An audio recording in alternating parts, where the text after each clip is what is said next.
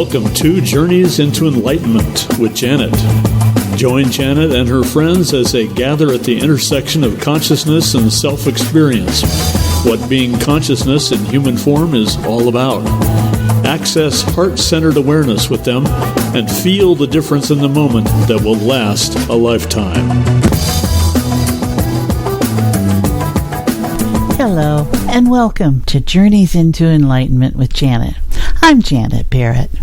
Each episode is your invitation to join me and my featured guest in heart-centered awareness, the field of unified consciousness.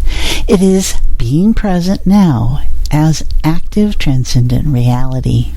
We are always manifesting what we perceive as reality.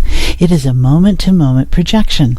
The trick is that we don't utilize it as a medium of transcendent reality, which is where we are actively participating in shaping our day-to-day lives with awareness.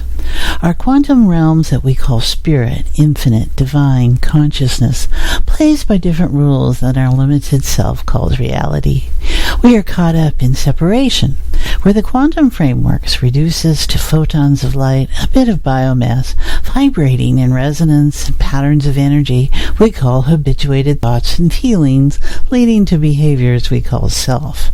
Time and space are malleable to the point of no reference. On this level, all life and this planet are the same.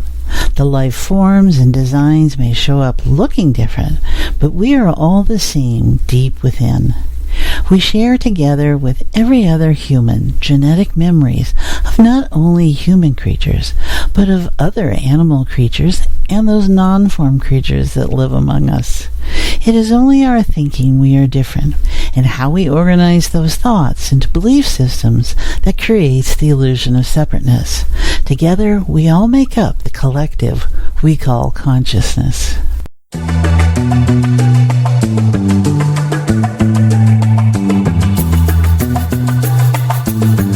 We have been undergoing a quantum leap in consciousness these past months. It is helpful to recognize it as such as we go through the turmoil of the rise and fall of fear and pettiness in our humanity. We are coming back out of our physical layers of isolation into our new normal ways of being, both individually and as a member of society, and all that that means.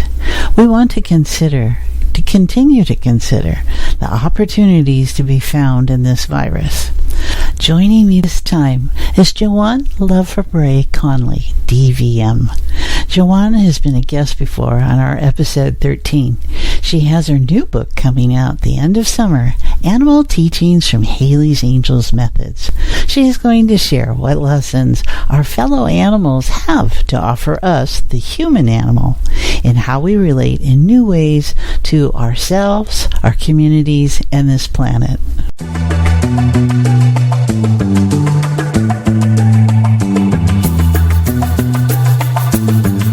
The main difference between a house and home is that a house is a building in which someone lives. In contrast, a home can refer either to the building or to any location that a person thinks of as the place where she lives and that belongs to her. For our reference, it is our inner home we're speaking of. It is what each of us are looking for and only have to look inside to find. Our houses reflect our inner sense of home, and home is always an inward journey. Earth is the home planet for humans and other animal life forms. It is where our essence lives in connection to all, open to sharing love and feeling valued.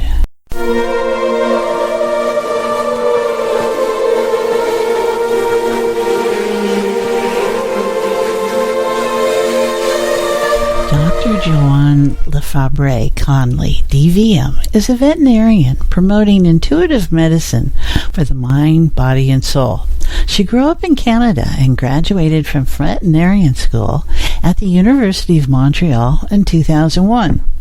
After helping her beloved dog Hayley transition into the afterlife in 2007, she was guided to create Hayley's Angel Veterinary Services, the first home euthanasia service for pets in southern Arizona, which she felt was Hayley's legacy.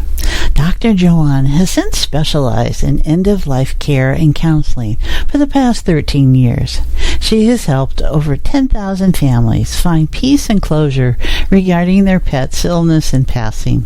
She guides families into tuning in with their pets, themselves, nature, and the universe to make better, fair, and personalized medical decisions, prevent diseases and accidents, speed up healing, and allow for a peaceful and dignified passing. Better living and better dying for all. She is vegan, and her life purpose is to inspire all animals and humans to live in balance as one within the web of life. She teaches us to reconnect with the source, to awaken our dormant powers and passions and follow our life missions. She dreams that everyone can be kind and gently walk the earth with care and compassion. Joanne's Animal Teachings 2 from Hayley's Angels Methods will be released by the end of summer 2020. Her first book, Animal Teachings from Hayley's Angel Methods, is available on Amazon and also at her website, www.hayleysangels.com. With her husband, she rescues many animals of all kinds, lives as sustainably as possible, and has held 7 Compassion Fest events over the years to promote caring for all animals, human and our planet, in both the United States and Canada. She currently lives in Florida. You can reach her at her website, www.hayleysangels.com, where you can contact her for more information about her offerings and creating your personal connection in the web of life. Hello, Joanne. Thank you for joining me today. You're so welcome, Jeanette. It's such a pleasure. Oh, good. I enjoyed our experience together last summer, and so this is a great follow-up. We can see what's going on in the world these days from what we thought we knew then. So, all right, everybody, let's just let ourselves be present in our active transformational state of awareness. And Joanne is going to empower us and deepen our field with how all our animal connection and the rest of the planet and what's going on. So just beyond our human reference, which we so often are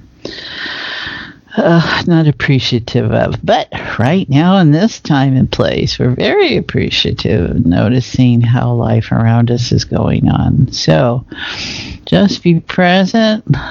Notice your heart. Notice the breath as it comes through it. As we bring beingness into form, that's what each of us represents. And that's an active state of awareness, a sensory experience. We're creating reality here together. So, as many of us are home, and I don't know when you might be listening to our episode, but we're home now. And really, that's the meaning of being present, is being home. So what are you noticing, Joanne? Well, home is the best place to be. Home is the Earth, our planet Earth, our beautiful planet that we want to take care of with all our might, protecting it and keeping it alive so we can stay alive. Yeah, it works better. Works better that way, doesn't it? Yes. All right, everyone. So there you go. What it's like to be home here on this planet. And what do you do with your home? Do you take care of it? Do you clean it now and then? Or do you just kind of leave it a mess? So we're going to bring all of that into our awareness in our conversation here. And you have another book coming out the end of summer, you said, and it's the Animal Teachings 2 from Hayley's Angels Methods. And so let's talk a little bit about that. Tell us what that's going to be all about. Well, animals have more to teach us. They still haven't given up on us, the human race. Yeah, they've told you that. Okay, that's good to know. They're trying very hard to help us come together to build a healthier society. And really, it's not that hard. Animals have never failed me. Every time I felt lost and I turned to them just to see what they were up to. And my God, life is easy. Life is simple. And we forget so easily what life is really all about. And thankfully, again, animals have been there to guide us. And now that the coronavirus is here to also sound an alarm bell. Hey, wake up, people. Wake up. You have more potential than this, than what you've been doing. It's giving us a chance to really, again, fulfill this potential and become better humans. So I share so many more ideas in the second book about coming together as the human race to save our world, and that means saving ourselves. If we take care of nature, nature takes care of us.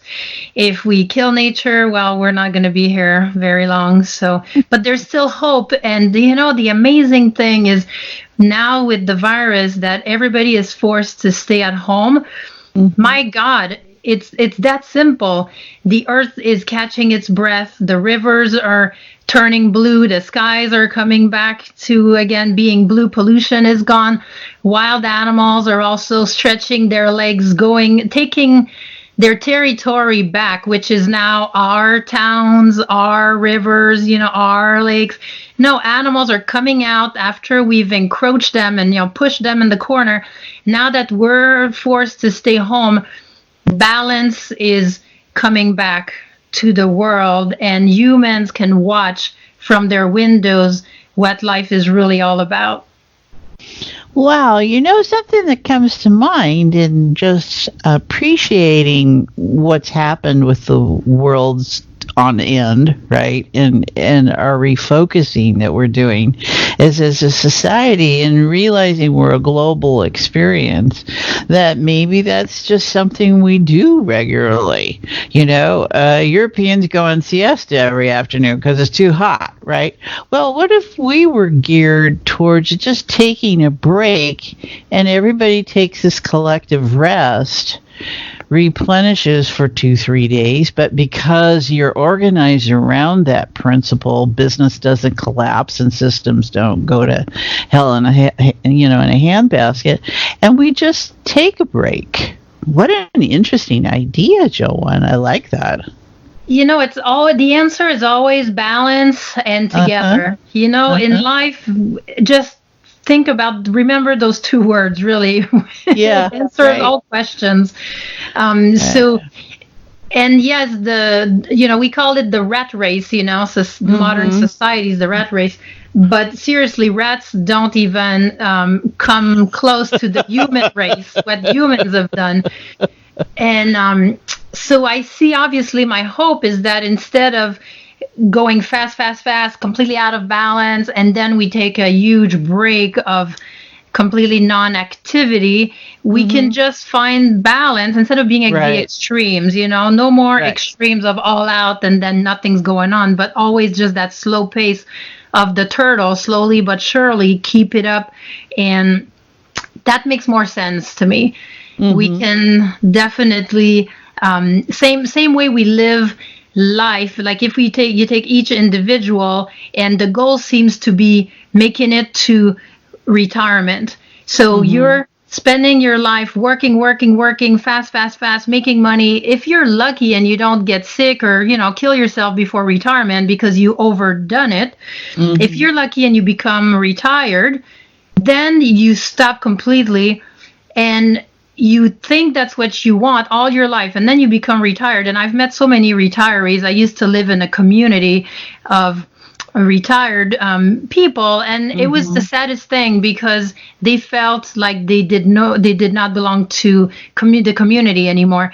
They did not help, they didn't feel like they had a place and purpose, so they did not feel fulfilled anymore. And then a lot of those retirees end up dying because of boredom, because of loneliness, because they're not contributing, or they end up going back to work, to feel like they're part of the world and socializing. So same thing, why not just taking it easy when we're younger, like the turtles, slowly but surely, do enough, don't do too much. And to me, that seems like the body's going to cope better with it, your own body, but the body of the earth also, it's the same analogy, The earth has its body, and if we overdo it and take too much from the earth and suck everything dry, like being at the extremes, then there's nothing left. But if we do like the Native Americans, the indigenous tribes who take just the wild animals, who just take a little bit at the time every day, not too much, not too little, we give back and forth.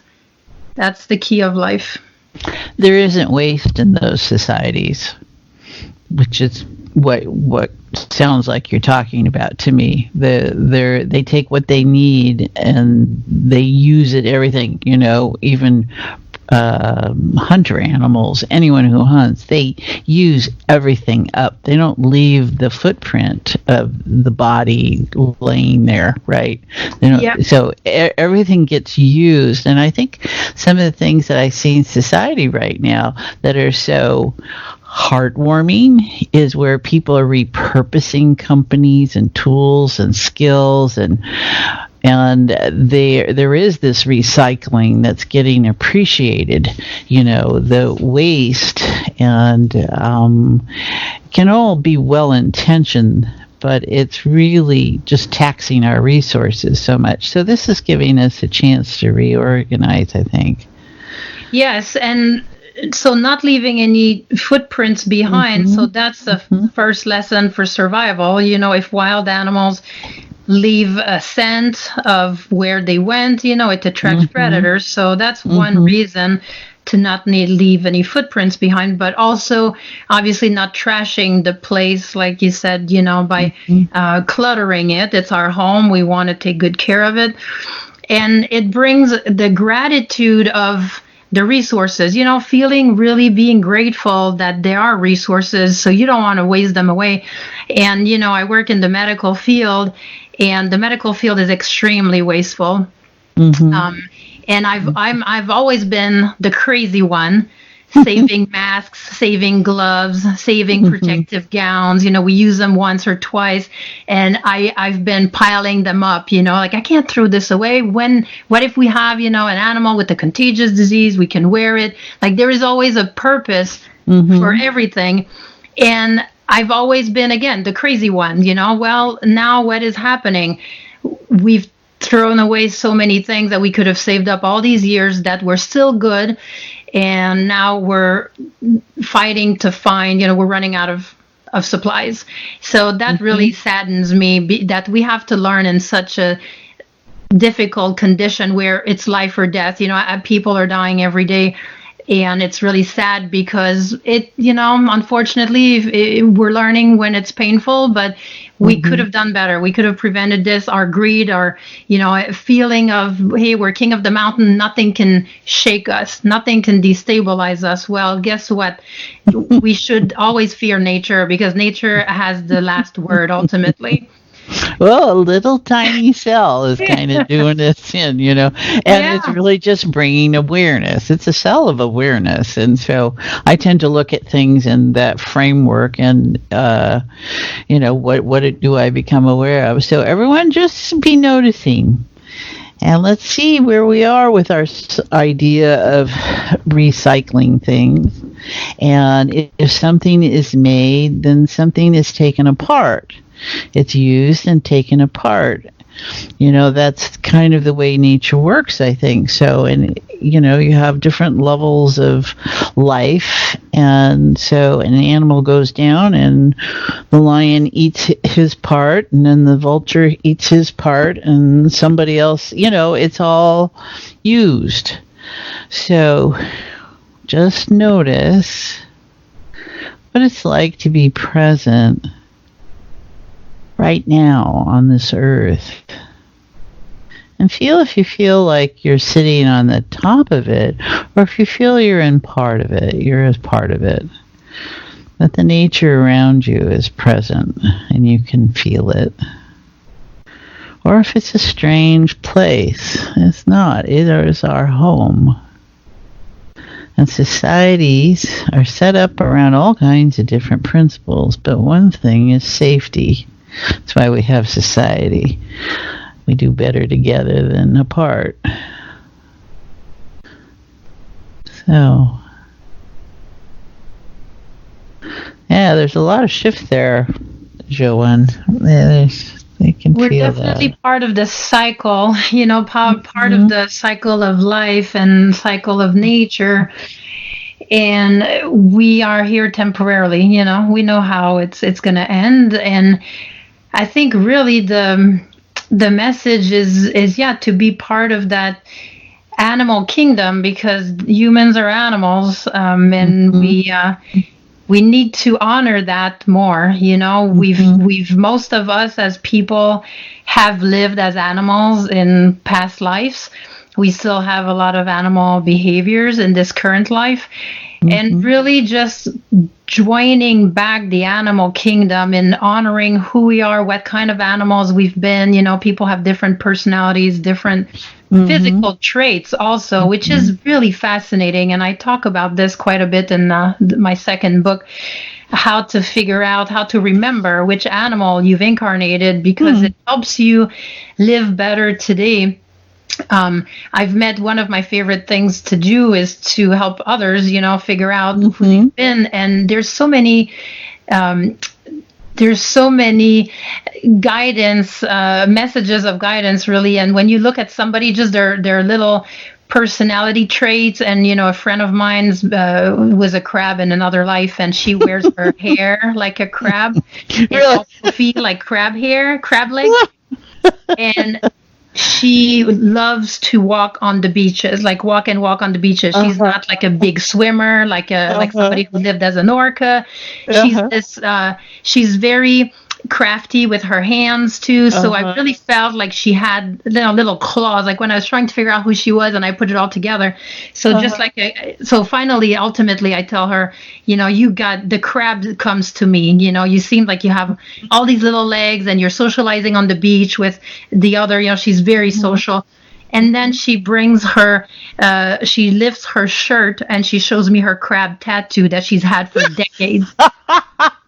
And everything she becomes aware of, oh my God, I am a crab. I've been a crab. This makes so much sense. It explains her behavior. I have another friend who was an orca in another life for sure. She is a powerful swimmer. She's dedicated in saving the oceans. You've got people who belong on the land, in the forest. I had another friend who would wear her hair like with two high up ponytails that look like antlers of deer. And she lives in the Midwest, and I met her on the beach, and she was not thriving in Florida. And she ended up going back to the Midwest, and we figured out she was a deer. And oh my God, like everything, it's comforting because that's her home and that's where she's thriving. So now she's where she belongs. So geographically, there's different places where, different people will have an easier time and find fulfillment. So that is an amazing topic that I love to talk about, because it's true. And the more you know yourself, ultimately, as a human, but as everything, every animal, every human you've incarnated before, it helps you with this lifetime. And you can be a better version of yourself. You can share more of your gifts. You can unleash all your potential. And that's helping society, because if everyone is their best version of themselves, my God, we can save the world. So what I'm noticing is how things are slowing down. And so you all notice if you're aware of that. Because as Joanne points out, animals run in a whole different way. They're very present. They don't have a story that they fall back on. They are with their environment, noticing it in the moment. And all animals operate at different speeds, and you can have the difference between a cheetah that runs at high speed for 30 seconds and then sleeps the rest of the day. They don't run at high speed all day long. They save it for when they need it. So they have a great sense. And elephants work at they're always moving along at a certain speed, but get them riled up, and they can put the mileage, they can put the speed on. I mean, animals all operate at different speeds. Most of us, and what you're bringing, the awareness of the animal energies that we all access, Joanne, is the different ways we are inherently moving in ourself. So when you're feeling pushed to do something through work, here is this perfect opportunity. I'm trusting that all that are home are coming undone. Now, it takes a while to let go of the routine, the habituated, got to get up and do this. And some of us, if you spend a lifetime getting up at 5 a.m. to be at work by 7, then when you retire, you get up at 5 a.m. and then you just have to find something else to do because you're in such a habituated body memory. So, in noticing the wonkiness, part of it can be that your body memories are calling and having more awareness of other patterns, like what Joanne's talking about. Different kind of life forms, different forms you've been in and out of, doesn't matter what your belief systems are. What matters is how you let yourself notice your different experiences. So in just noticing, I can just really feel that slowing down, Joanne, that of what happens when you let the story go. Time becomes something different. Definitely. But tell us about animal energies. That's a hoot. I mean, when you think about it, and I don't have any problem with making that leap and holding that reference, because I appreciate that we are much more than we think we are, and we're subject to all kinds of influences. So for some people who that might be new information for, so what you're sharing in is that there is no time, past, present, or future. We're working all at different times in any one moment, and influences are bound around us in all kinds of shapes and forms. So if we're accessing old information, I love the idea. She's got a tattoo of a crab. That's interesting. Just on a subconscious level, she embodied the animal. She was attracted to the crab. And, when people talk about totem animal or guide animal, that to me is, again, same thing. You're kind of attracted to the animal that you have incarnated. And it just makes sense that as a human, maybe your purpose now is to save that particular animal, or, you'll be an advocate for them, or again, if you've been like a Native American, you're going to have, even if you come back now as a different nationality, your heart will go out to them, and you might be fighting for their causes. I have a friend actually who's she's a white woman today, but she relates to the Black community tremendously, and like she's one of them, and it's amazing. And she's lived in Florida for so long that her skin is like super tan, and she's like she's becoming who she was before, and her life purpose is definitely she's fighting for their causes, and it gets her like in her heart, in her core. So we all have those different passions and causes that we fight for. That are explained so easily. So together, that's the beauty of everyone being so unique and different, because together then the puzzle is complete. Definitely. All right. Well, why don't we take a moment, everyone, and just be present and just allow a totem energy animal come into view. Hear it, see it, smell it. Just notice information. What would it have to offer you? What would it have when you came into the alignment of, oh, there you are. So just take this moment, because I think that's what's exciting, and I'll use the word exciting, Joanne, about where we find ourselves in society. It's a time to stop. It's time to stop the habituated behaviors and start to notice again and being present. And so this is a huge, powerful cosmic leap that we're in, that we've created for ourselves. So everyone, just let it be user-friendly. Notice what shows up. Notice if something could talk to you, what it might be. It could be a starfish. It could be a lion. It could be a sloth. It could be anything. Don't judge. Just invite. And as it offers you information, just be present with it. And it may come out as oh yeah, I know you. Or, hadn't thought about that before. And maybe you have different kinds. Maybe you have more than one. That's very possible.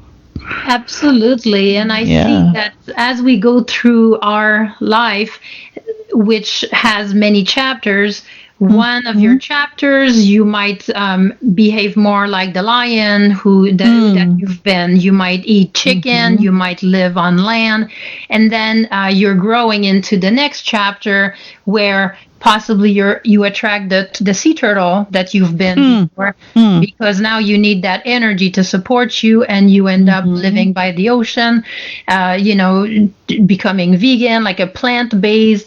So I see that a lot too, and that's fun because you get the right messages, the right guidance from the animal that matches your evolutionary place in this life. your curve. Well, I think that's a very good point. And then if you take the judgment out of it, right, and God, I'm doing stuff I never would have done before, kind of disbelief and correctedness, right, that you just allow yourself to evolve. You allow yourself to enjoy yourself, right, and to embrace the amazing experiences, because it's magical. Yeah, your brain cannot comprehend, like your brain could not have planned those amazing, mind-blowing experiences, and yet you've attracted them because you've let your being just follow the flow without judging, without resisting. You learn to not plan 10 steps ahead, just one little baby step, and going with that flow that knows where it's taking you, and the guidance, the signs of the universe are there. And don't resist it with your brain, and oh my God, you're on the most amazing ride ever. Because you can't be thinking, right? I mean, you can't think fast enough. Exactly. You just it's the difference of just the body has a memory. Now, we certainly challenge that, right? Because we have to learn to recognize how we're operating and when it is appropriate to act certain ways or not. But I love what okay, well, what else you got in that book that's coming out? What else do we need to know about?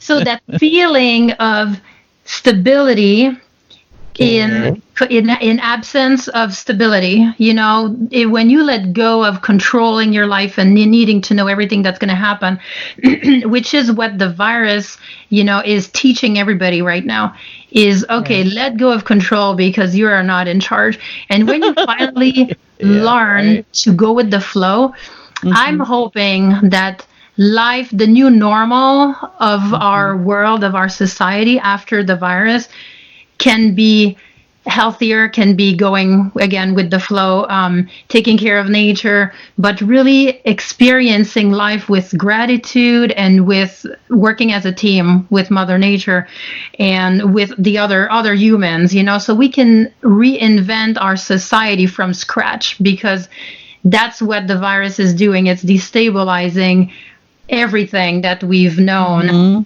And it's a blessing. It really is a blessing. It's a huge opportunity to grow and to do things better. So, instead of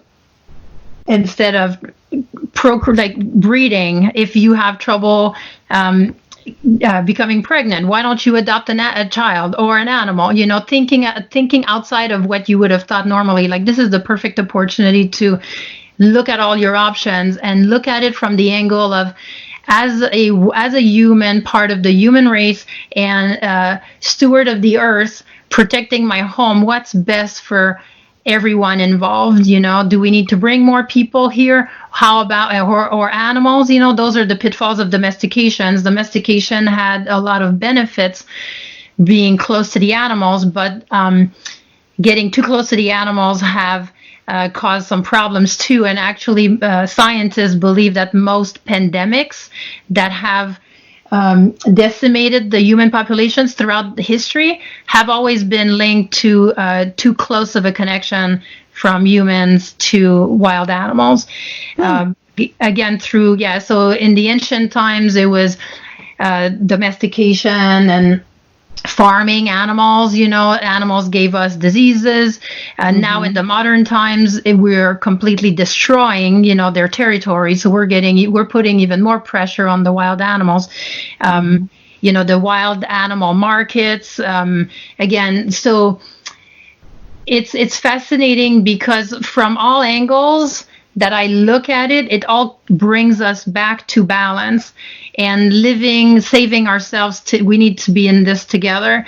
And so what if nature is the body of the earth is trying to remain healthy, and the human race has become a disease because it's spreading far and wide. It's destroying everything. We've created airplanes now that are able to take an infection and make it travel the world in just a few days, So this is all our doing. So realizing this, we can build a new normal for society where, maybe it's time to adopt, save the animals and the humans that have been brought here and not breed for a while, getting into this together and fixing the mess that we've created.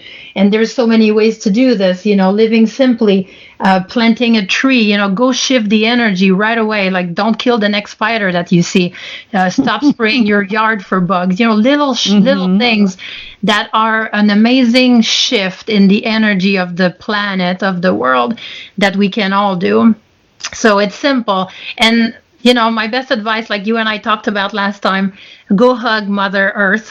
Go lay in the grass and give Mother Earth a big hug and really become a team with her and ask her for forgiveness for, it's hard to evolve. We are slow learners, but ask her to forgive you for our destructive behavior, our cluelessness, our taking her for granted, because we can start from scratch now. We can start building the new normal of society. And that's what I'm very excited to see.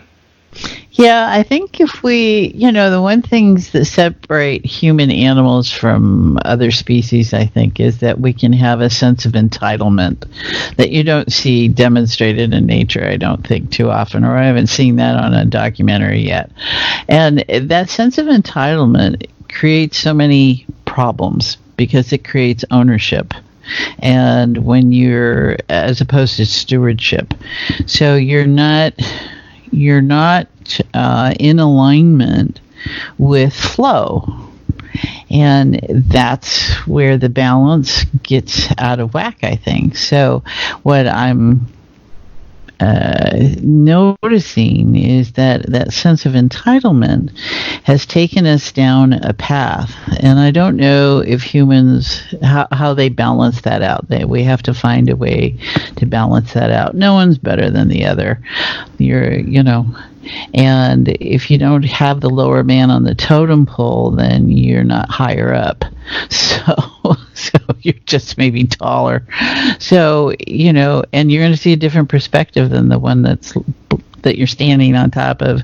And animals don't operate that way. And so nature has been here for 4 billion years, and animal life and the different ages that we've gone through, that we've reorganized ourselves. Humans are late to the party, but they do have the ability to be more destructive in that. So, animals are definitely more aware of how fragile life is and their own life, and they're on high alert. We've lost that state of worrying about survival, unfortunately. And, animals that become lazy, they'll die right away. Yeah, right. Animals that overeat, they'll become fat. They won't be able to run away from predators. squirrels will, most animals actually, like earthworms also, they will stop breeding on their own when right. If the pressure.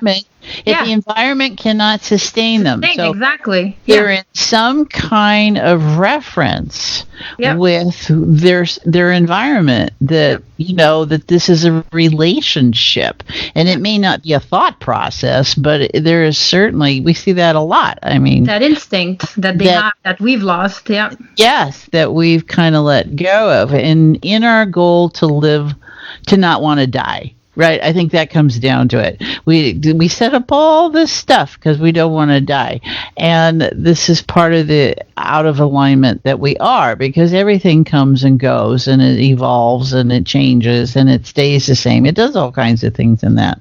So, in being able to see that we are much more than just the physical of us, that we are still engaged in life when we're out of form, and bring that appreciation into being in form, kind of changes the quality of this adventure that we're in. So if we just notice, let's just see what we're noticing about societies. This is the perfect time. These systems are undoing, bringing to our attention where flow is and isn't, where entitlement has hoarding to it. So for those that have the fear to keep something from another because and just get present. We're creating our problems so much, and we can blame media for it and that ability to spread information everywhere, but it comes with us. We're each responsible for our choices. There we go. What else you got in your book there? It's a great opportunity right now to stop being complacent and step up to really becoming one with our world. And instead, you look at what is non-essential, like where all the businesses are closing, like that are non-essential, and you take a look around and you realize, there's not a whole lot left here, so it makes you look at really what is essential to survive. And then you look at, okay, well, when the world starts again, if it does, how can we focus more on the essential, and what can we teach the next generation? Animals are full of life lessons, and elephants in particular. All mothers are amazing at teaching their youngs, except like the turtles who lay their eggs and they go away, and so that's different energy. Yeah. But elephants in particular, share amazing wisdom to their young. And, the grandmothers, the aunts, like everybody is involved to really teach. And we need to do that. Humans are part of that, crazy human race of fast pace. And we have forgotten to teach the next generation. So schools should become where we learn how to garden. We learn how to build some things, like a shelter for survival, growing food. Making each other feel good, the bullying can all disappear, because when we teach sociology, psychology, healthy sexuality, when we teach our children spirituality, all the topics that now we're talking about in a time of crisis, well, we have it all laid out. This is what we need to focus on. So there is resilience in our next generation, because now most people are having anxiety, panic attacks, and it doesn't have, we needed this, unfortunately, to strengthen ourselves, and now everybody is sharing that information, which should have been shared in young children, so we could avoid so much violence and addiction and prisoners and people killing each other because they're so stressed out, So there is so many wonderful ways that society can improve. And I'm still, as long as there's life, there's hope. So I'm hopeful. There's many things we can do to keep our immune system strong or to strengthen our immune system. When we talk about, well, I hope I don't get the virus, I hope I don't die. We're all gonna die sooner or later. So my first advice is make peace with the fact that there's no need to be afraid of death, because we're all gonna die. The one thing I would be afraid of is dying unfulfilled and in that state of complacency where you have been kind of rotting away and you're not at your best. That would be my biggest fear, of having those regrets when basically having just completely forgotten the point of my own life, and then you're 80 years old or 90 years old and you realize that, oh man, I missed the point completely. So so what's the best way to not to not make that mistake is really to every day make sure you are at your place where you're shining, and that place can change quickly. So you have to follow the signs. It's the same thing, luckily, or I didn't see it as a blessing until now, but throughout my life I've moved so many times. I've had to reinvent myself so many times. I've had the rug pulled out from under my feet so many times, and I built resilience without realizing that, oh my God, those experiences are rich, even if you feel like, come on, it's enough already, I'm exhausted, or I need to catch my breath.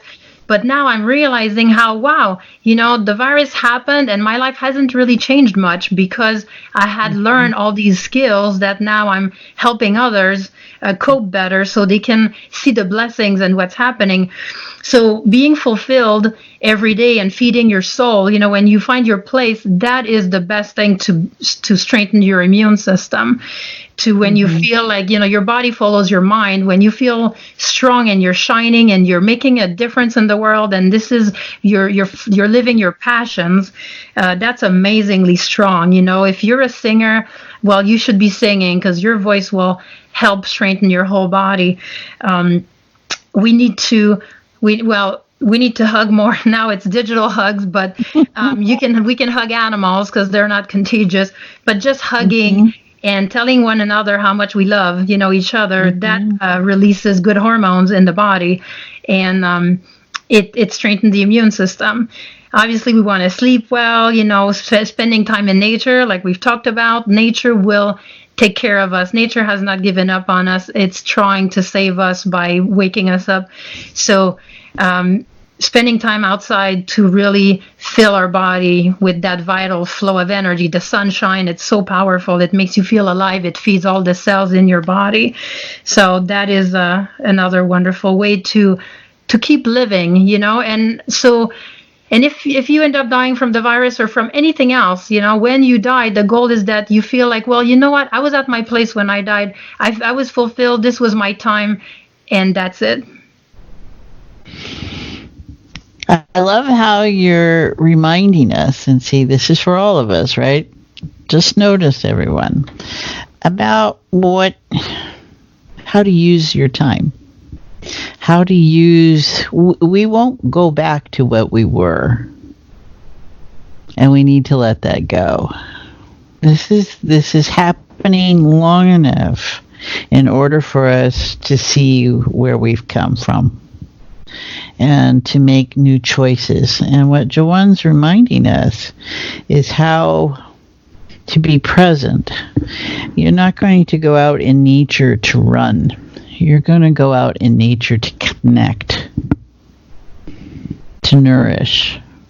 How much do our habituated daily lives have us doing things because we're running? We're running from something. We're looking to run to something. We're not about being and realizing that we are at home within ourselves. We're running to find home, and that home is already within us. And so whatever you do during your day is organized for you to not notice that you're not home, or it's in defiance of where you think you are, or it's in looking for something that you feel is beyond you. And all this kind of breaks down and falls apart when you're dealing with the animals and nature. That has no meaning. They are where they are. They're very emotional. A lot of mammals are very emotional. Watched a wonderful clip yesterday on baby elephants loving humans. It was just, there's definitely affection there. You just look at a dog or a cat, and they're expressive to us. So you don't need to question that. Any mammal has the capacity to feel attachment of some sort, because that's what oxytocin and those growth hormones are about, right? Because we feel, we care for. And that's the difference between the tortoise who drops the eggs off every 20 years. Oh my God. And the one who stays there and nurtures something to their breast for the next 5 years or 2 years, the way whales do and stuff like that. So how do you feel connected? How are you connecting with those around you? When you have time and all the issues that you've been holding them as issues can sort of reorganize.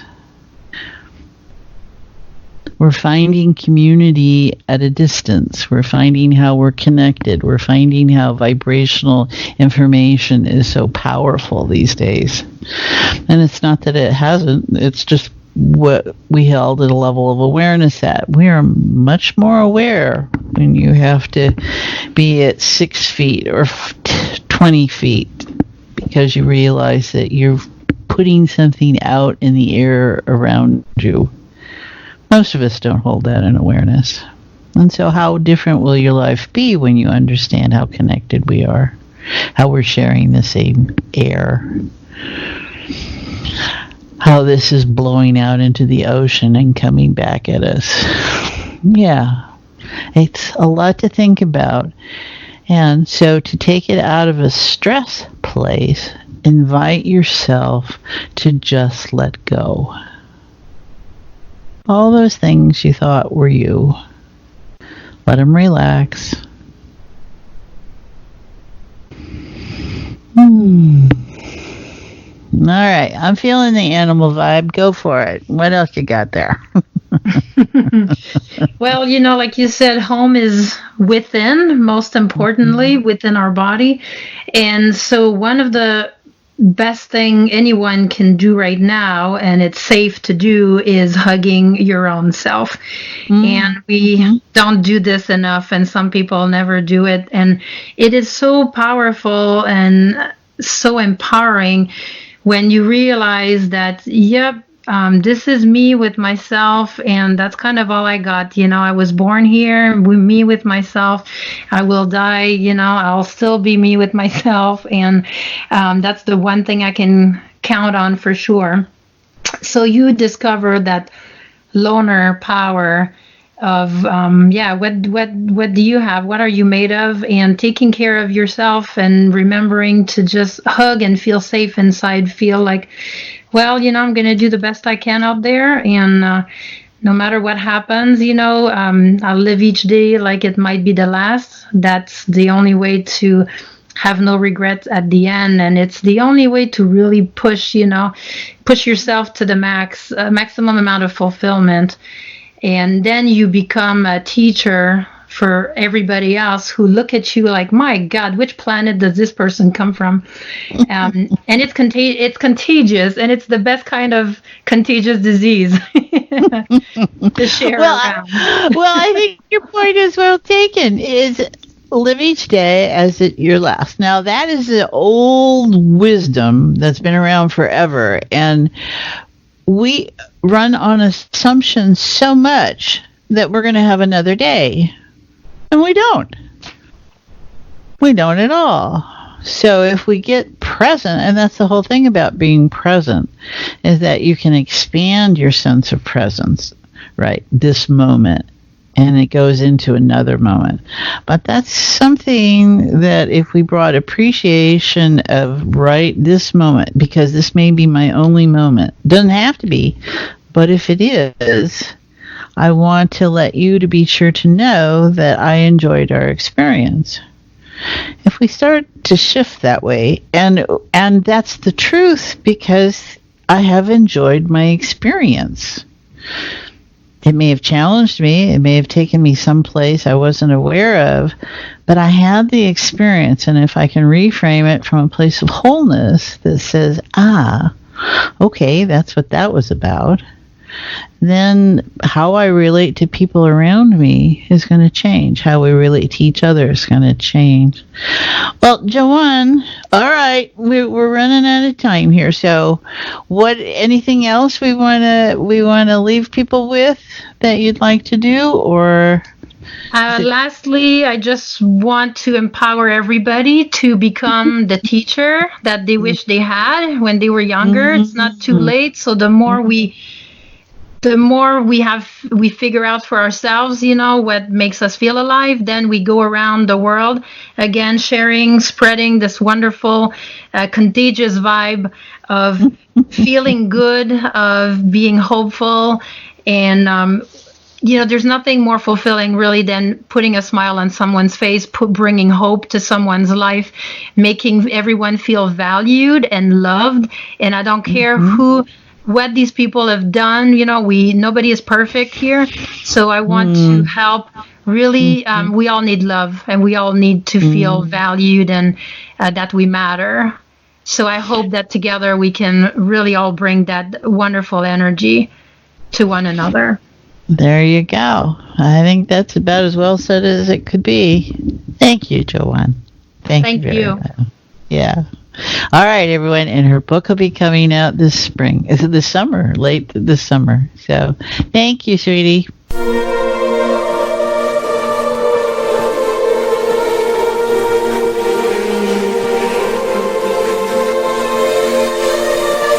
Dr. Joanne finds her influences in her connection to Mother Earth and her inhabitants. She suggests, lie down upon the earth and just be.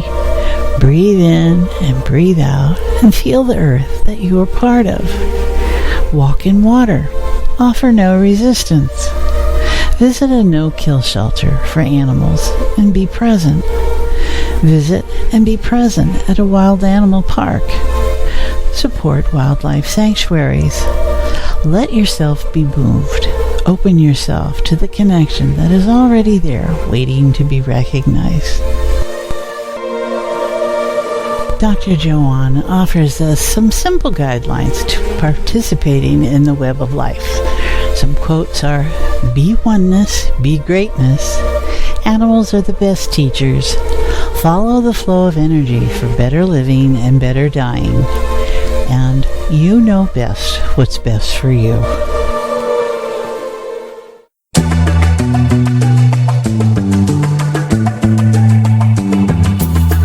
This is episode 36 blog, recognizing our being in connection with life around us. Some of us are tuned in to life around us, not only human life, but the other animal forms that we live with on this planet. We are tuned into the flora, be it grass or tree. We are sensitive to the environmental input and conditions of sun, wind, and rain, and the ground and rocks beneath us. Some of us are very aware of life forms around us that no longer have the form. They can be energies of the past, present, future, or out of time. Energy takes many different embodiments. If we focus on the influences of our other animals and earth life that surround us, we are enriched. We experience the connectedness that is always present, but maybe not held in much awareness. Many of my friends enjoy communion with animal forms of all kinds. Information will flow differently than it does in humans, as species have different communication styles. But at heart, as any of us living with animals we consider pets or animals we work with, know that there is connection that comes with recognition of life to life, free of our limited perceptions. Social media is full of instances of animal-to-animal interactions and animal-to-human interactions that we all respond to. They touch us deeper than logic might presume. They touch us at our emotional heart level and deeper into our essence core of oneness. We register at life-to-life level consciousness. What if you could interpret what they have to offer us about living? Picking up qualities of different animals is old wisdom. Indigenous and shamanic awareness expands us. Our pop culture figures of superheroes celebrates the challenges and strengths of animal energies merging into humans. We don't have to believe or credit any animal connection going deeper than head scratching and petting. What you do want to pay attention to is the energy you start to share with our animal of choice. There is an honesty present. There can be an affection in the connection both directions. There can be a lower vibration that soothes us. There is quiet mind present. There is no story, no mind of illusion and bias. Next time you question it, just see a service animal in a hospital or nursing home. Animals are very present creatures, here one minute as they may be food the next. Our pets don't make the distinctions we do as they absorb our vibrations. They are excellent at reading our energies as we come in the door. Dogs will care usually. It would seem cats may. Life is simple for an animal. Eat, sleep, and play to develop skills to live another day. They are often living in pecking orders. Everyone has a role they play within the clan and society. Other mammal mothers care for their young and mourn their dead and can live lifetimes together in mother-daughter and might include grandmother-aunt in the grouping. They may live in groups working together to feed and protect each other. They demonstrate memories of all kinds and remarkable abilities to adapt and interact with their surrounding environments. They have heightened senses beyond the human limits that they are always utilizing. Get down on your knees sometime. Visually scan the level that animals see at. What are you aware of? Notice how up close and personal everything is and how helpful it is to have heightened senses, to feel vibrations in the environment around you, registering tactile, sound, and airwave disturbances. Consider the vision of an eagle that can see clearly and lock on a rabbit 2 miles away. How far can you see accurately? How life is different for them and what they can offer us in living on this planet? Why care? Because we are the species creating and manipulating this planet more so than any other. We are the ones leaving massive changes on this planet so quickly. Many of us like to kill for pleasure, which is not something animals demonstrate too much. Not the elephant or the horse or the worm. And everything we have created and manufactured that we throw away is piling up. Animals use every bit of their kill, or leave it to others to finish off and enrich the soil when it passes through their systems. Every nest or den left behind is used by another. There is no waste in the worlds of animals and of Mother Nature, but there is in ours. What might we gain in stopping our products of entitlements and shift to replenishing as we utilize what our environments can provide us in making life easier and extending life? Take time to sit in your calm center of heart-centered awareness and let yourself become free of your mind dictates for just a bit. And consider what animal holds awareness for you. Have perhaps a conversation about what is important about life and feel the wisdom that is present. Or go bigger, and whatever life form that has wisdom, ask it to come forward and share. Let yourself be surprised by what or who shows up. Then consider talking to Mother Earth. Sense your way. All is encoded information. Value your connection.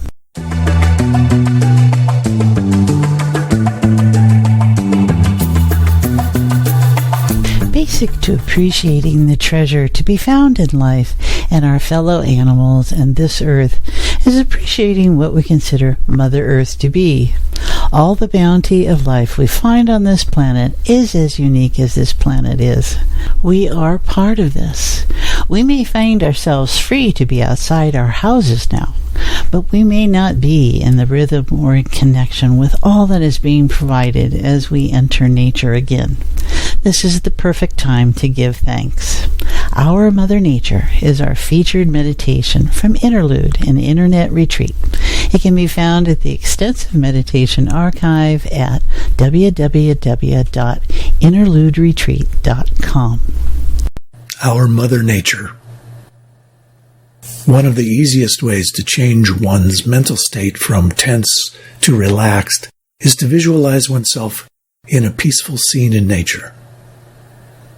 It might be a forest scene or an ocean beach, maybe a babbling brook or a mountain meadow. When we close our eyes, breathe from the belly, and see ourselves in such a place, our muscles relax, our heartbeat slows, and we feel a sense of peace. Why would just imagining oneself in nature cause a significant physiological change and give us a subjective experience of peace? Perhaps it's because nature really is our mother. She is the nurturer. We speak casually of Mother Nature, and we see her represented in caricature in the media, but have we ever taken this image to heart? Let's do that for a moment. Think about how nature created you and the many ways that nature supports you. Some might think of nature as a feminine aspect of the divine creator. Some might see her as a personification of the Great Spirit. Say the following with a thankful heart. Mother Nature, you gave me life, and I thank you. You formed the earth from the swirling dust of the cosmos, and I thank you. You filled the low places with water and gave a home to the fishes, and I thank you. You filled the seas and the land with plants that give us air to breathe and food to eat, and I thank you. You placed animals among the plants. They are our brothers and sisters. For them, I thank you. You placed my ancestors among the animals and the plants, and they lived off the land. For their lives and their dreams, I thank you. You have given us wood for our houses, stone for our roads, fiber for our clothing. You gave us minerals to build our machines.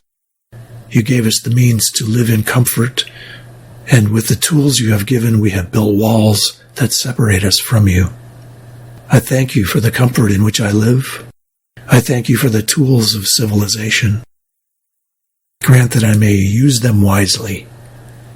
Grant that I may live in your bounty. Grant that I may remember that I am your child and that my life depends on you. May I and those that come after me treasure you and care for you. May your spirit fill me and guide my ways. Let me move beyond all walls so that I may be one with you.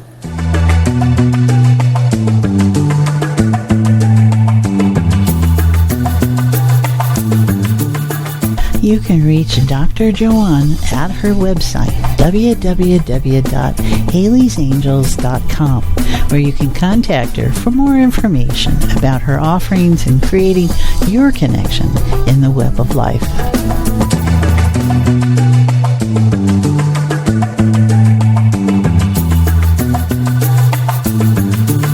Thank you for joining me here at Journeys to Enlightenment with Janet. A new episode is released every 2 weeks. Any questions or thoughts or guests you'd like to suggest, you can email me directly at janetandbeyondpodcast@outlook.com. For more information about all the elements that make up each episode, they are on my podcast page at my website, www.janetandbeyond.com. While there, you will also find information about my other podcast show, Conscious Conversations with Joan and Janet, and all about my work with clients. You can sign up to receive my regular weekly blog, Life in the Beyond, Journeys into Enlightenment.